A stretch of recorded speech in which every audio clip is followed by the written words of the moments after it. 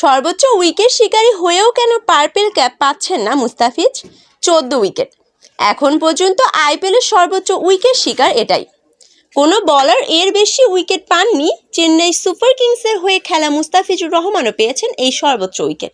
8 match খেলে মুস্তাফিজ এই wicket শিকার করেছেন, তবুও তার মাথায় নেই পার্পেল ক্যাপ। আইপিএলের সর্বোচ্চ উইকেট শিকারীর যে ক্যাপ পরে খেলতে নামেন, কারণটা আসলে কি?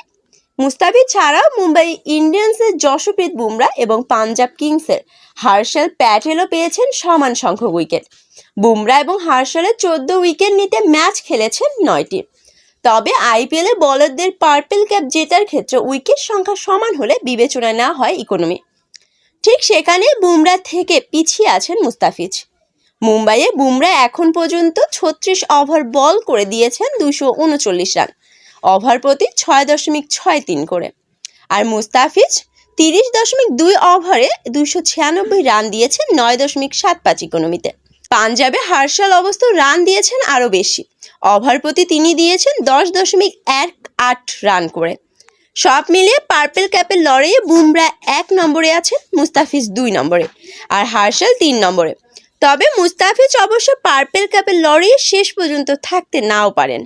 আগামী 1 মে চেন্নাই পাঞ্জাব ম্যাচের পরে বাংলাদেশে ফিরে আসতে পারেন তিনি। 3রা মে চট্টগ্রামে শুরু হতে যাচ্ছে বাংলাদেশ জিম্বাবুয়ে টি-20 সিরিজের প্রথম 3 ম্যাচের। দলে না থেকেও শেষ 2 ম্যাচে থাকতে পারেন তিনি।